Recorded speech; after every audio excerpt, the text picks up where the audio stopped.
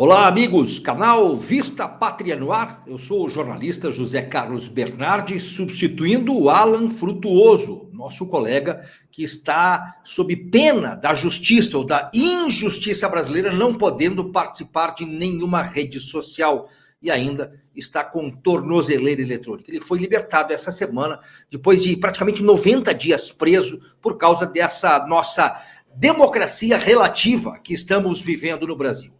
Uma manobra no Exército promove um general que não estava na lista de ser promovido a 4 estrelas e embola o meio de campo na lista de promoções de generais. Valdemar da Costa Neto vai liberar sim Ricardo Salles para concorrer à Prefeitura de São Paulo, mas pode criar problemas, manobras aí à frente. Estes são alguns dos destaques do Vista Pátria para você nesta sexta-feira. Antes de eu trazer as informações, eu quero pedir, curta, se inscreva, comente, compartilhe, e aqui está o nosso Pix, pedindo a sua ajuda pela manutenção deste canal. Nós precisamos sim de você para mantermos o canal Vista Pátria no ar ativo. Além do canal, também o portal de notícias vistapatria.com.br. E nesse momento em que nós estamos lutando para que o Alan Frutuoso retire a tornozeleira eletrônica, que tenha de volta o horário estabelecido, para que ele possa ter a sua vida normal, porque ele está preso ainda, preso a uma tornozeleira eletrônica. Nós precisamos sim da sua ajuda. Valores arrecadados são usados também para a defesa do Alan Frutuoso nessa árdua luta. É uma guerra judicial travada contra essa injustiça toda que estamos vivendo contra o nosso diretor Alan Frutuoso. Então eu te encorajo, nos ajude a manter o canal e a tirarmos o Alan Frutuoso dessa zona de conflito que nós temos na nossa democracia relativa aqui no Brasil. O Exército Brasileiro fez uma manobra inédita para promover, sabe quem? O chefe de gabinete do comandante-geral do Exército, o general Tomás Miné Paiva. Exatamente, Francisco Humberto Montenegro foi alçado ao cargo de general 4 estrelas, mesmo sendo um oficial que estava em último lugar, pelos critérios de antiguidade entre os seus outros colegas da Academia Militar das Agulhas Negras, que seguem na ativa. Essa manobra foram promovidos 2 generais, em vez de um, como prevê o regulamento das Forças Armadas ou da Força Terrestre. O outro promovido foi o general Maurílio Ribeiro. Isso trouxe um desconforto e vai criar alguns conflitos na administração do Exército. Mas vamos lembrar que o Exército hoje foi capturado, né? Foi trazido para dentro deste governo. E o Exército que age lá na Venezuela também recebeu muitas benesses. São mais de 2.000 generais que o Exército da Venezuela tem. Porque desta forma, a ditadura tem o Exército na mão, promovendo, dando dinheiro, dando vantagens. Me parece que esse tem sido, agora começa a ser um caminho, porque essa semana o Tribunal de Justiça Militar, o STM, recebeu o aval para ter 500 cargos de confiança, sem concurso público. 500. E agora, essa promoção interna dentro dos quartéis para um general que não estava na lista. São concessões ou seria uma nova rotina sendo impressa dentro dos quartéis brasileiros? Vamos ficar de olho, porque nós sabemos que o Brasil, que nós conhecíamos num passado bem recente, acabou em 31 de dezembro. Valdemar da Costa Neto, o dono do Partido Liberal, o PL, do qual está abrigado Jair Bolsonaro, vai liberar, pelo menos prometeu, liberar o deputado federal Ricardo Salles, do PL de São Paulo, para que ele dispute a prefeitura da capital paulista. Mas o PL não dará a legenda para Ricardo Salles, vai dar uma carta de alforria para que ele possa trocar de partidos. O que significa isso? Acontece que um deputado, um vereador, não é dono do partido porque ele é eleito pela proporcional. dono do mandato. Quem é dono do mandato é o partido. Se ele trocar de partido no meio do mandato, configura uma infidelidade partidária e ele perde a vaga de deputado para o partido. Nesse caso, Valdemar vai liberar para que Ricardo Salles não perca a sua vaga, que ele tenha liberado a sua vaga, e aí Ricardo Salles troca de partido. Ainda não existe um partido colocado à mesa, ele deve estar em negociação, mas Ricardo Salles entra na disputa eleitoral pela Prefeitura de São Paulo, agora vai se escolher qual o partido. Acontece que existe uma articulação do próprio Valdemar da Costa Neto, presidente do PL, para enfraquecer Ricardo Salles numa eventual candidatura à Prefeitura de São Paulo por outro partido. Qual seria essa articulação? Oferecer um nome para Ricardo Nunes como vice na chapa do atual prefeito, que é hoje Ricardo Nunes, substituiu Bruno Covas, morto em abril de 2021. Ricardo Nunes teria, portanto, algum candidato de dentro do PL, que poderia ser Fábio Van Garten, que foi assessor de comunicação de Bolsonaro. Resta saber se Van Garten aceitaria ou se o nome dele transitaria muito bem. Acontece que Van Garten também não tem história política nenhuma e é bastante antipático, convenhamos. Já tendo um prefeito, Ricardo Nunes, que não tem simpatia alguma, empatia alguma com o público, 60% dos paulistanos nem sabem o nome do prefeito da cidade de São Paulo, Ricardo Nunes, e isso seria um tiro no pé, que daria até vantagem para Guilherme Boulos, do PSOL, que tem o apoio de Lula. Vamos ver se essa manobra interna de Valdemar da Costa Neto enfraquece Ricardo Salles. A desculpa de que Ricardo Salles não venceria a eleição porque o mapa eleitoral de São Paulo está pintado de vermelho com dados da última eleição. Pintado de vermelho, ou seja, o próprio Tarcísio, Gomes de Freitas e Bolsonaro não venceram as eleições na capital paulista no ano passado. Acontece que, se formos olhar mapa eleitoral, historicamente, Bolsonaro não teria vencido de jeito algum a eleição de 2018. Eleição não se faz através de mapa eleitoral, se faz através de propostas e eficiência na campanha. Acredito que Ricardo Salles tem chance, sim, de fazer uma boa campanha para o ano que vem. Falando em eleição, vamos falar do Tribunal Superior Eleitoral? Pois é, o Tribunal Superior Eleitoral está suspendendo temporariamente mais um julgamento, a segunda inegibilidade de Bolsonaro, que já está inelegível, foi condenado por ficar 8 anos por inelegibilidade, por ter usado indevidamente meio de comunicação e abuso do poder político e econômico. Bolsonaro já está inelegível, mas acontece que tem um segundo processo que tramita no Tribunal Superior Eleitoral, cujo relator é o ministro do Tapinha na Cara, Benedito Gonçalves. Sabe aquele ministro do Tapinha na Cara e do missão dada, missão cumprida? Ele já votou, né? Restou demonstrada a prática de condutas de extrema gravidade, tanto sob a ótica de condutas vedadas, quanto a ótica de abuso de poder. Isso se refere ao 7 de setembro de 2022, quando multidões foram às ruas e Bolsonaro participou dos desfiles do 7 de setembro na esplanada dos ministérios em Brasília e também participou do desfile em Copacabana, do Rio de Janeiro. Para a Procuradoria-Geral da República, que oferece essa denúncia, Bolsonaro deverá se tornar mais uma vez inelegível. Acontece que a votação parou, foi suspensa, está 2-1 por enquanto. Até o momento, o placar em 2-1 pela condenação e a maioria de 4 votos condena Bolsonaro a segunda vez à inelegibilidade. Esse processo, esse julgamento, deverá ser retomado na próxima terça-feira, agora, dia 31 de outubro, a partir das 7 horas da noite. Só que tem um detalhe. Bolsonaro já está inelegível por 8 anos e não tem cumulatividade. Não ficará inelegível por mais 8 anos. Então, somente 8 anos é o que ele ficará inelegível.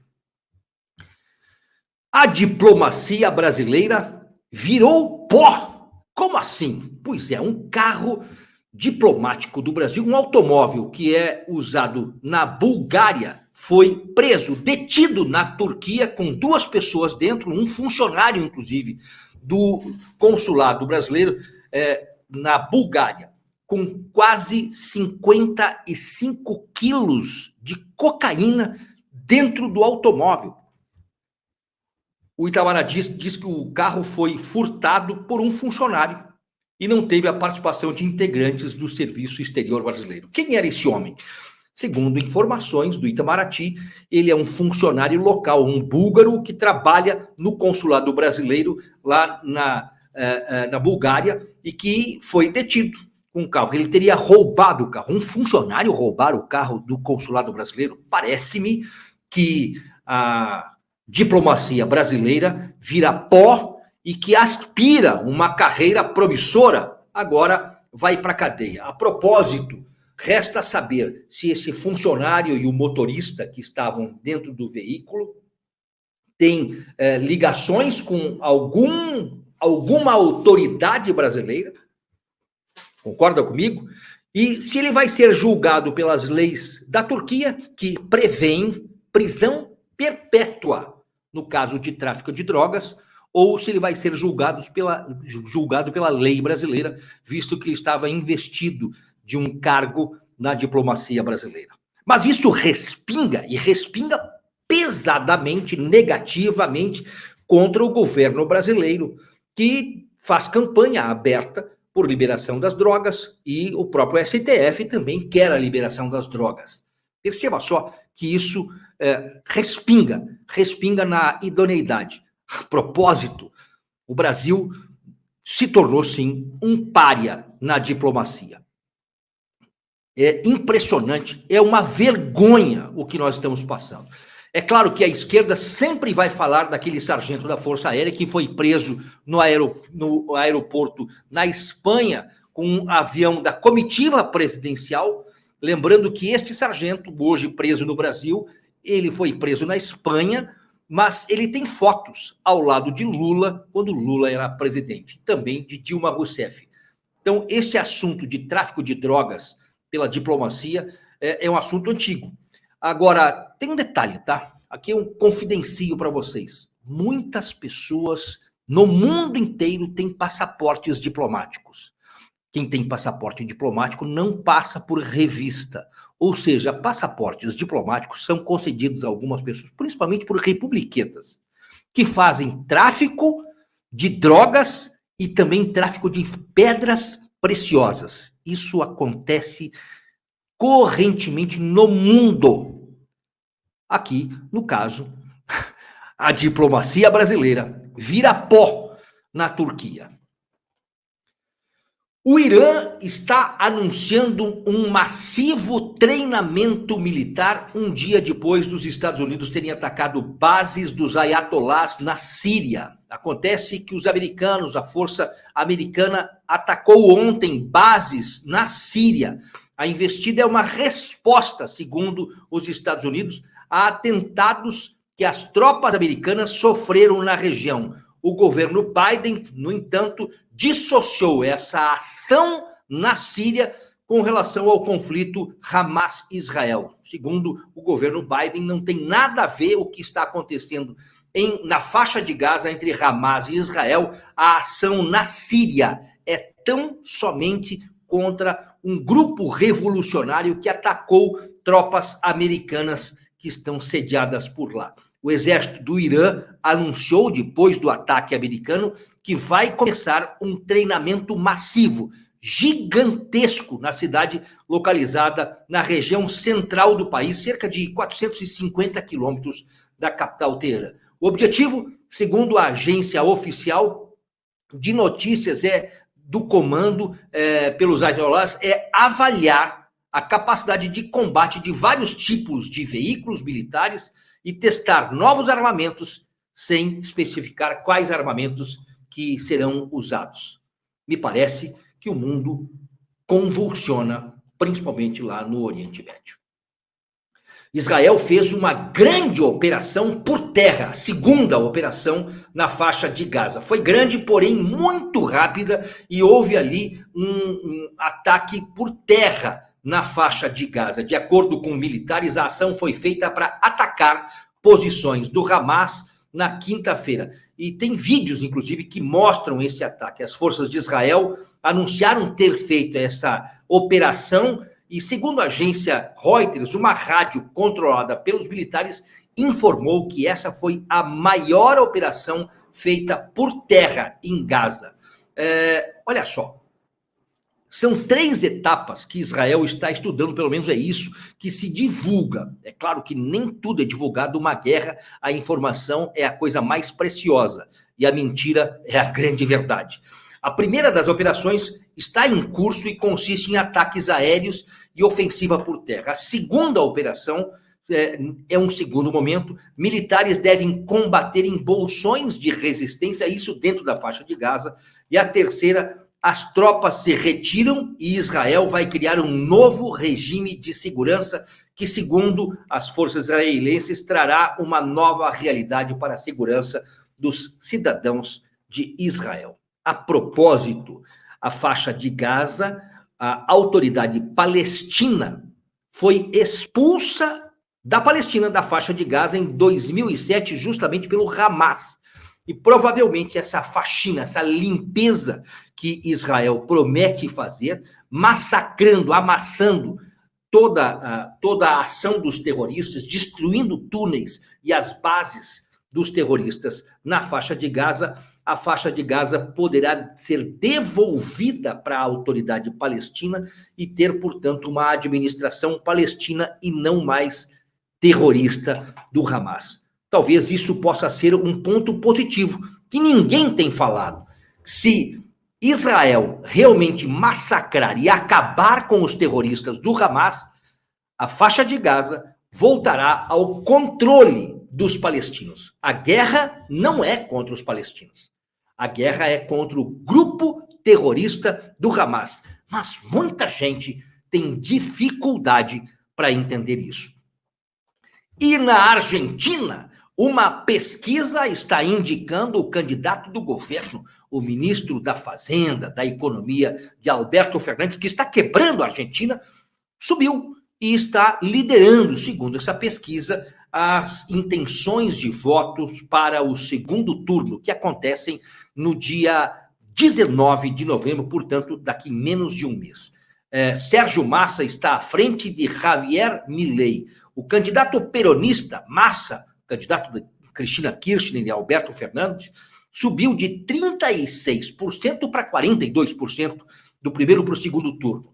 E o libertário Javier Milei passou de 29,98% para 34%, um crescimento de 5 pontos, enquanto o que está em primeiro lugar cresceu 6 pontos.